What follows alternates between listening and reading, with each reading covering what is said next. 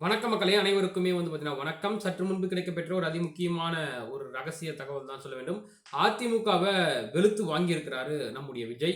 அப்படி என்ன வெளுத்து வாங்கியிருக்கிறாரு அப்படின்றத தான் இந்த காணொளியில நம்ம தெள்ள தெளிவா பார்க்க வாங்க வீடியோக்குள்ள போகலாம். இதுவரைக்கும் அதிமுகவ வெளிப்படையாகவே விமர்சிக்காம இருந்த நம்முடைய விஜய் பார்த்தீங்கன்னா, தற்பொழுது அதிமுகவையும் விமர்சிக்க ஆரம்பிச்சிருக்காரு. எம்ஜிஆர் ஆரம்பித்த கட்சி கட்டி காப்பது யார் அப்படின்ற கேள்வியும் எழுப்பியிருக்கிறார். அந்த கட்சி இப்ப எப்படி இருக்கு? இதெல்லாம் நான் சொல்லி உங்களுக்கு தெரிய வேண்டிய அவசியம் இல்ல அப்படின்ற மாரி விஜய் பேசியிருக்கிறார். மதுரையில நடைபெற்ற தாவேகாவுடைய 2வது மாநில தழுவிய மாநாட்டில பேசிய தாவேகா தலைவர் விஜய் என்ன சொல்லியிருக்காருன்னா, கொள்கை எதிரி பாஜக என்றால் நம்மளுக்கு அரசியல் எதிரி திமுக.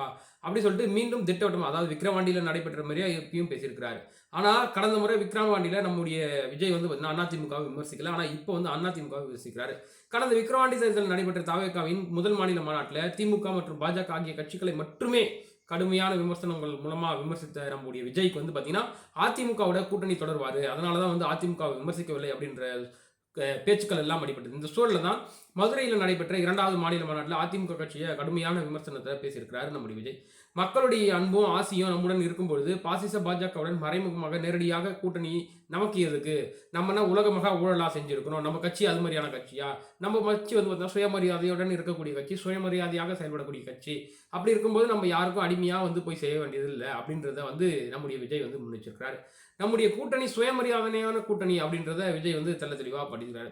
எதிர்காலம் வரும், என் கடமை வரும், இந்த கூட்டத்தின் ஆட்டத்தை நான் ஒழிப்பேன் அப்படின்னு சொல்லிட்டு எம்ஜிஆர் யாருன்னு தெரியுமில்ல, அவருடைய மாசான ஒரு விஷயத்தை நான் சொல்றேன். ஏன்னா அவர் உயிரோடு இருக்கிற வரைக்கும் பார்த்தீங்கன்னா அந்த தமிழக முதலமைச்சர் பதவி என்பது யாராலும் கனவுல கூட நினைச்சு பார்க்க முடியல. வேணா எம்ஜிஆர் திரும்பி வந்தா கொடுத்துட்றேன், இப்போதைக்கு கொடுங்க அப்படின்ற எதிரியையும் கெஞ்சி வைக்கக்கூடிய திறமை அவரிடத்துல இருந்தது. அவருடைய செயல்பாடுகள் அப்படி இருந்தது. மக்களிடத்துல பார்த்தீங்கன்னா அவர் அப்படி செயலாற்றினாரு. அப்படி இருந்த ஒரு இயக்கத்தை தற்பொழுது இந்த எடப்பாடி தலைமையிலான அதிமுக பார்த்தீங்கன்னா பாஜகவோட அடகு வச்சிருக்கிறாங்க அப்படின்னு சொல்லிட்டு நம்முடைய விஜய் கடுமையான விமர்சனங்கள் மூலமாக விமர்சிச்சிருக்காரு. இதற்கு முன்பு மாநாட்டில் பேசிய நம்முடைய ஆதவ அர்ஜுனும் அதிமுக பாஜக கூட்டணியை விமர்சித்திருந்தார். அதாவது அதிமுக கூட்டணியை பற்றி நம்முடைய ஆதவ அர்ஜுன் என்ன பேசியிருக்கிறாருன்னா, பின்புற வாசல் வழியாக பாஜகவை அழைத்து வருகிறது அதிமுக அப்படின்னு சொல்லிட்டு அவரும் பார்த்தீங்கன்னா அதிமுகவை விமர்சனம் பண்ணியிருக்கிறாரு.